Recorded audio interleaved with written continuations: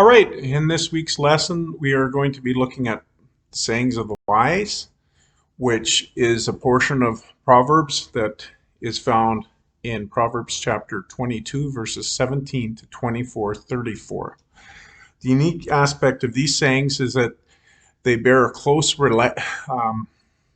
resemblance to the instructions of Amenhotep and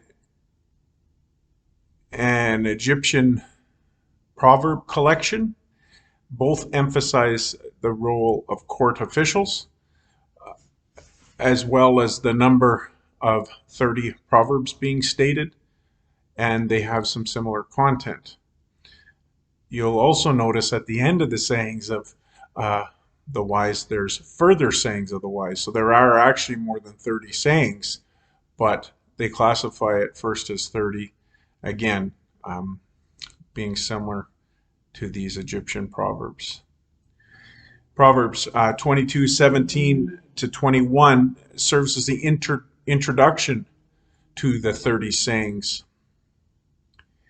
We are to pay attention to these proverbs and apply them to our heart, and our memory, our thoughts, our wills, for the purpose of having a greater trust in the Lord, and also so that we can answer those who send for you. In other words, kind of written to court officials or wise men that might be called upon to give an answer and a solution for various problems. And as I just mentioned, the 30 sayings are themselves concluded with another section of some more sayings of the wise. The sayings are similar to the Solomonic Proverbs, but rather than having a form of parallelism, two lines, in the saying of the wise, the number tends to be 4 and is often chiastic. Chiastic meaning that there's a structure of A, B, and that theme repeated. So let's look at a particular example. Proverbs 22, 22, and 23. We see 4 lines. Do not exploit the poor because they are poor, and do not crush the needy in court, for the Lord will take up their case and will plunder those who plunder them. So you see that in this chiastic structure, the first and fourth lines go together, as do the second and third. What do I mean by that?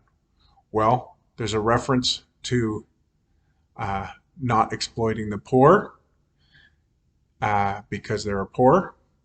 And in the fourth line, it says, God, the Lord will plunder those who plunder them.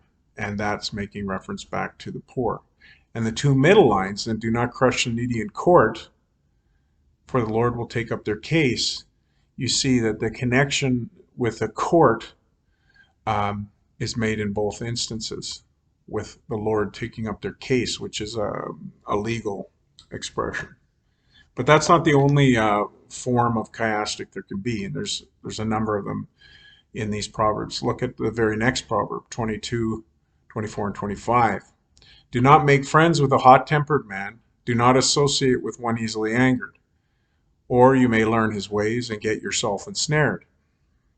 In this example, it's the first 2 lines that go together and the last 2 lines that go together. So the first 2 lines are the warning, and the last 2 lines are the consequences. And there are other forms of the chiastic as well. But among the sayings, there are also some simple parallelisms, which are like the Proverbs of Solomon. So, for example, listen to your father who gave you life, and do not despise your mother when she was old. Or there are also some that are one-line proverbs, which is probably not seen as much, but do not move an ancient boundary stone set up by your ancestors. It's complete in one single line. Or verse 24-26 says, an honest answer is like a kiss on the lips.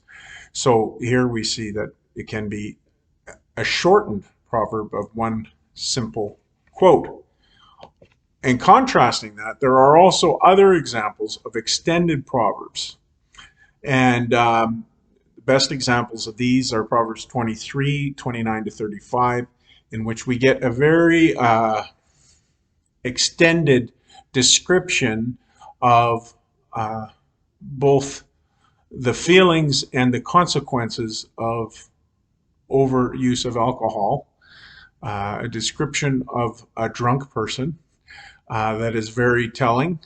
And then also we have a prolonged description of a lazy person in Proverbs 24:30-34. But in all these proverbs, the contrasts and the word pictures are still used, but the structure slightly changes. And so we see that there's similarity in content with the sayings of the wise, but also just a little bit different style, a little bit different rhythm to these proverbs, but the content is very similar to the rest. So that is a brief overview of the sayings of the wise. We could go into lots more detail about that, but hopefully that's enough to get you started in thinking about how these proverbs are set.